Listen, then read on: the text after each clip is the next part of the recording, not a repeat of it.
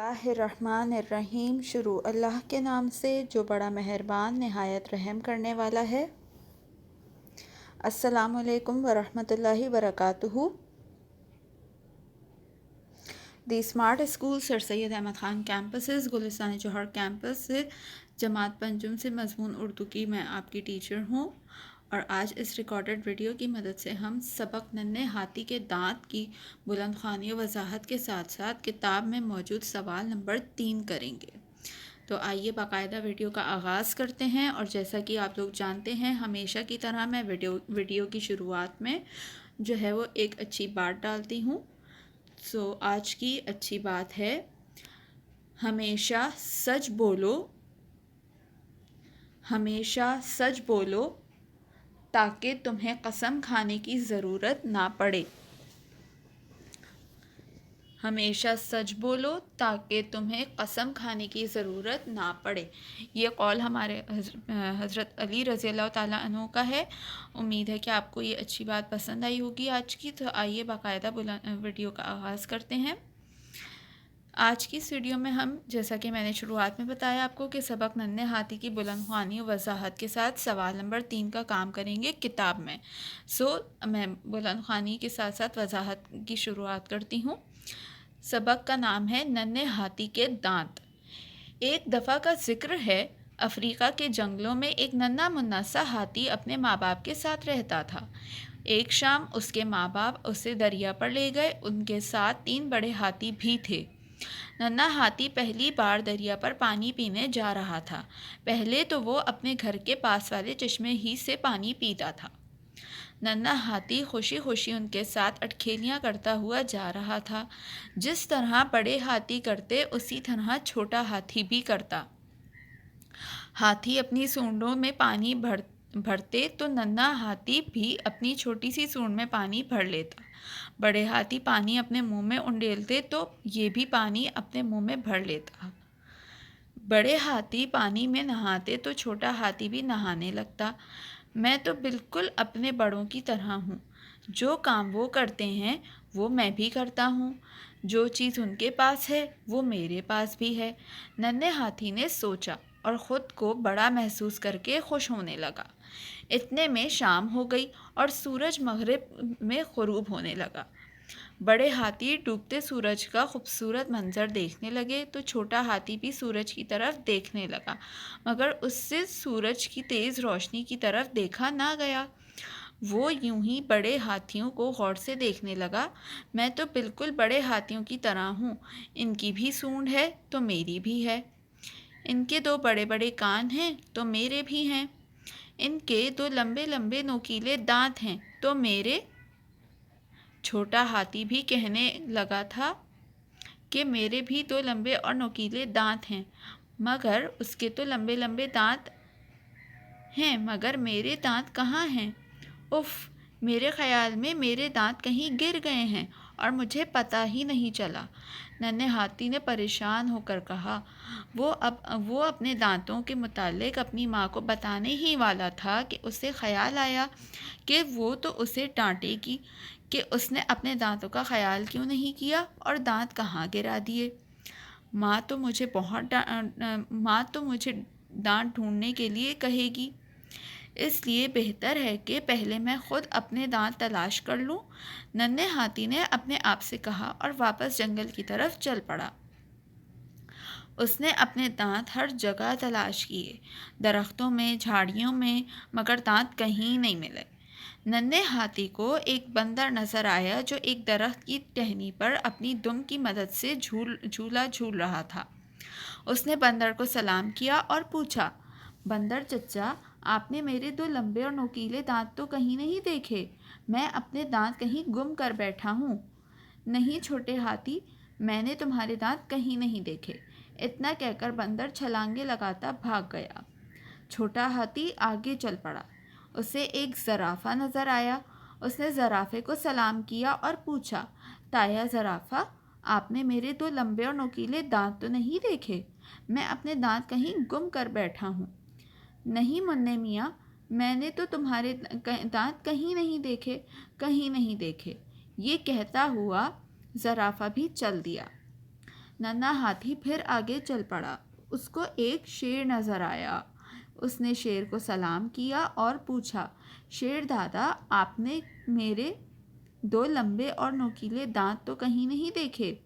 میں اپنے دانت گم کر بیٹھا ہوں۔ نہیں ننھے ہاتھی، میں نے تمہارے دانت کہیں نہیں دیکھے، کہیں نہیں دیکھے۔ یہ کہہ کر شیر بھی ایک طرف چل دیا۔ اب رات ہونے والی تھی، ہر طرف اندھیرا چھا رہا تھا۔ ننھا ہاتھی اپنے آپ سے کہنے لگا، میرے خیال میں مجھے واپس جا کر ماں کو بتا دینا چاہیے کہ میرے دونوں دانت کہیں گم ہو گئے ہیں۔ میں نے انہیں ہر جگہ تلاش کیا مگر وہ کہیں نہیں ملے۔ یہ سوچ کر ننھا ہاتھی واپس گھر کو چل پڑا اور جا کر اپنی ماں کو سب کچھ سچ سچ بتا دیا۔ اس کا خیال تھا کہ ماں کہے گی کہ تم بڑے لاپرواہ ہو، مگر ایسا نہیں ہوا۔ ماں نے اس کی طرف دیکھا اور کہا، تمہارے دانت کھو گئے ہیں؟ کون سے دانت؟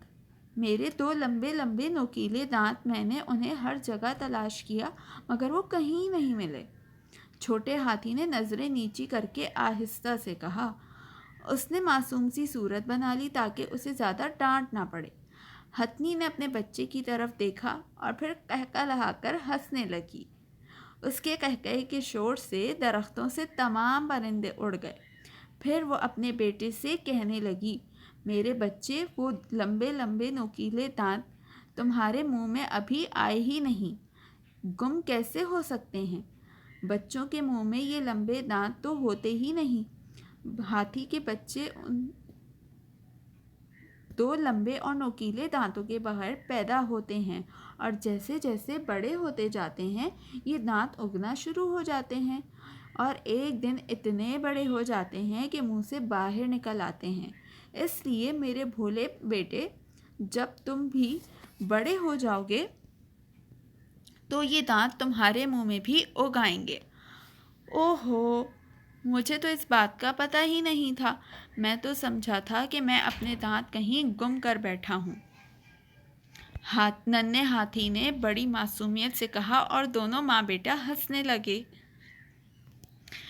مجھے امید ہے کہ آپ کو بلند خوانی کے ساتھ ساتھ وضاحت بھی پسند آئی ہوگی۔ اب آئیے چلتے ہیں سبق کے سوال نمبر 3 کی طرف۔ جی، معروضی سوالات قواعد۔ سوال نمبر 3، دیے گئے مذکر کے مؤنث اور مؤنث کے مذکر لکھیں۔ سب سے پہلا مذکر ہے بیل۔ بیل کا مؤنث کیا ہوگا؟ گائے۔ بیل کا مؤنث ہوگا گائے۔ ہرن۔ ہرن کا مؤنث کیا ہوگا؟ ہرن کا مؤنث ہوگا ہرنی۔ ہرنی۔ شیرنی۔ شیرنی۔ شیرنی کا مذکر کیا ہوگا؟ شیر۔ شیر۔ ناگن۔ ناگن۔ ناگن کا مذکر کیا ہوگا؟ ناگ۔ ناگ۔ کبوتر۔ کبوتر کا مؤنث ہوگا کبوتری۔ کبوتری۔ مور کا مؤنث ہے مورنی۔ مور کا مؤنث ہے مورنی۔ تیتری کا مذکر ہے تیتر۔ تیتری کا مذکر ہے تیتر۔ اور مینڈکی کا مذکر ہے مینڈک۔ مینڈکی کا مذکر ہے مینڈک۔ اور بھینس کا مذکر ہے بھینسا۔ بھینس کا مذکر ہے بھینسا۔ چڑا کی مؤنث ہے چڑیا۔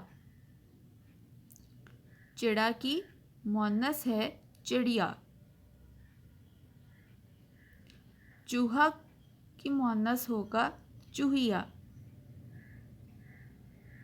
چوہا کی مؤنث ہے چوہیا۔ اونٹ کی مؤنث ہے اونٹنی، اونٹ کا مؤنث ہے اونٹنی۔ گھوڑی کا مذکر ہے گھوڑا، گھوڑی کا مذکر ہے گھوڑا۔ مرغی کا مذکر ہے مرغا، مرغا۔ بکری کا مذکر ہے بکرا، بکرا۔ کتا کا مؤنث ہے کتیا، کتیا۔ بندر کا مؤنث ہے بندریا، بندریا۔ بلی کا مذکر ہے بلا، بلی کا مذکر ہے بلا۔ مکڑا کا مؤنث ہے مکڑی، مکڑا کا مؤنث ہے مکڑی۔ اور سب سے آخر میں ہاتھی کا مؤنث ہے ہتنی، ہاتھی کا مؤنث ہے ہتنی۔ جی تو میرے پیارے بچوں، امید ہے کہ آپ کو آج کی ریکارڈڈ ویڈیو پسند آئی ہوگی۔ انشاءاللہ آپ سے اگلی ویڈیو میں ملاقات ہوگی، تب تک اپنا بہت زیادہ خیال رکھیے گا۔ اور مجھے امید ہے کہ اس ریکارڈڈ ویڈیو کی مدد سے آپ نے جو ہے وہ